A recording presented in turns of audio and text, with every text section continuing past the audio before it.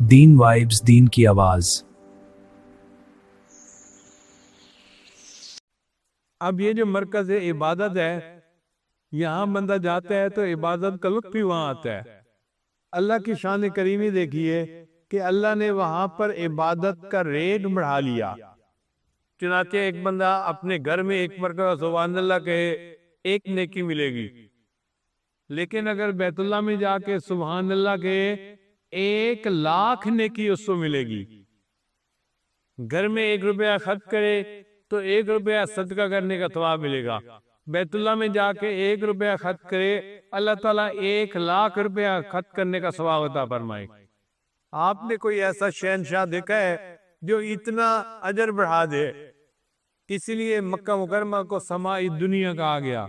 جیسے دنیا میں ماؤنٹ ایوریسٹ سب سے اونچی چوٹی ہے، روحانی اعتبار سے مکہ مکرمہ پوری دنیا کی سب سے اونچی چوٹی ہے۔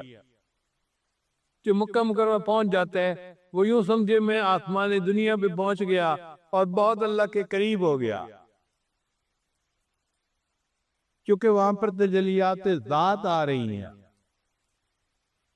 جیسے ایک پرنالے سے پانی گرتا ہے نا، اسی طرح اللہ تعالیٰ کی ذات سے تجلیات کا نور کا ایک پرنالہ ہے جو گر رہا ہے، اور وہ آسمانوں سے ہوتے ہوتے بالآخر وہ نیچے بیت اللہ کے اوپر آتا ہے۔ جب بیت اللہ پر آتا ہے تو وہاں پر انسان طواف کرتے ہیں، جن طواف کرتے ہیں مکہ مکرمہ میں، اور جب یہ تجلی آسمان سے اترتی ہے تو آسمان کی ساری مخلوق اس کے گرد طواف کرتی ہے۔ چنانچہ ہم نے ایک ڈاکومنٹری دیکھی اسپیس میوزیم میں امریکہ میں، انہوں نے کہا کہ جتنے بھی ستارے ہیں یہ کچھ چلتے نظر آتے ہیں، کچھ ساکن نظر آتے ہیں، لیکن اگر ان کو صحیح طرح سے ٹریس کیا جائے تو آسمان کے سارے ستارے گردش کر رہے ہیں سوائے ایک ستارے کی۔ www.dasquran.com وہ ستارہ گردش نہیں کرتا، باقی سب ستارے اس کے گرد گردش کر رہے ہیں۔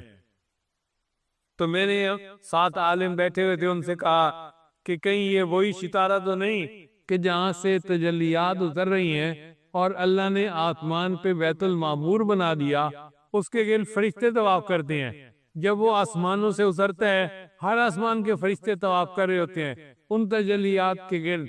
وہ تجلیات ایک کالم ہے نور کا، اللہ نے اس کے گرد اپنی ساری مخلوق کو طواف کے لیے لگا دی۔ چنانچہ طواف کا ایسا لطف ہے، ایسا مزہ ہے کہ بندہ وہاں جاتا ہے تو دنیا بھول جاتا ہے۔ کعبے تے پڑی جب پہلی نظر، کیا چیز ہے دنیا بھول گئے۔ اللہ تعالیٰ نے بیت اللہ کے ساتھ سچی محبت عطا فرمائے اور ہمیں اپنے گھر کا دیدار عطا فرمائے تاکہ ہم بھی جائیں اور بیت اللہ کا گرد طواف کریں۔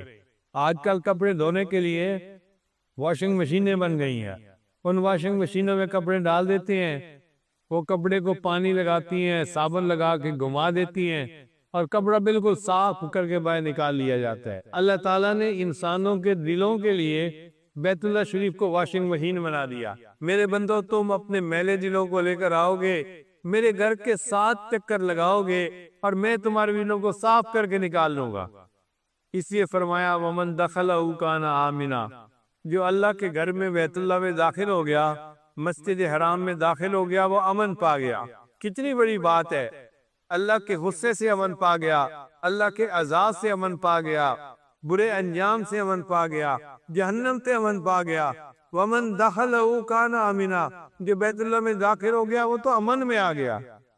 اور یہ ہدی للعالمین ہے، اللہ رب العزت رب العالمین ہے، نبی علیہ السلام رحمت للعالمین ہے، اور بیت اللہ شریف ہدی للعالمین، جہانوں کے لیے ہدایت کا مرکز ہے۔ کوئی ہدایت پانا چاہتا ہے تو وہ بیت اللہ کے ساتھ اپنی محبت کو بڑھائے اور پھر دیکھے کہ اللہ کس طرح اس کو ہدایت کے اوپر رکھتے ہیں۔ اس لیے نبی علیہ السلام جب مدینہ طیبہ کی طرف ہجرت کرنے لگے تھے تو آپ کی مبارک آنکھوں میں آنسو تھے۔ آپ نے بیت اللہ کو دیکھ کے آنسوؤں کے ساتھ کہا، بیت اللہ میرا دل نہیں چاہتا کہ میں تجھے چھوڑ کے چلا جاؤں، مگر میں کیا کروں، یہاں کے لوگ مجھے رہنے نہیں دیتے، میں اس لیے ہجرت کر رہا ہوں۔ پھر جب مدینہ طیبہ میں سے تو نبی علیہ السلام بیت اللہ کے دیدار کے لیے ترستے تھے، تڑپتے تھے، صحابہ کرام بھی تڑپتے تھے۔ پھر اللہ نے مہربانی فرما دی کہ 10 ہجری میں جب بیت اللہ فتح ہوا، مکہ مکرمہ فتح ہوا، تو اللہ تعالیٰ نے پھر حج عمرے کے لیے راستہ کھول دیا۔ تو دل بیت اللہ کے ساتھ اٹکا ہوا ہونا چاہیے، یہ ایمان کی دلیل ہے، تڑپ ہونی چاہیے۔ ایک بات ذہن میں رکھنا، حج کا تعلق مال سے نہیں ہے، حج کا تعلق اعمال کے ساتھ ہے۔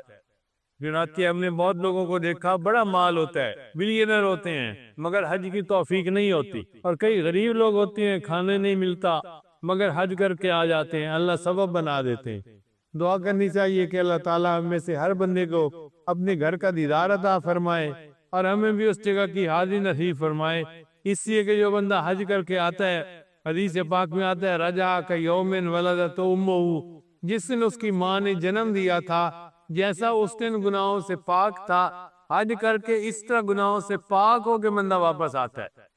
تو بھئی جب اس طرح گناہوں سے پاک ہو جاتا ہے تو ہمیں چاہیے کہ ہم جائیں اور اللہ تعالیٰ کے گھر کا دیدار کریں، اور وہاں سے اللہ تعالیٰ کی نعمتیں اور رحمتیں مانگیں۔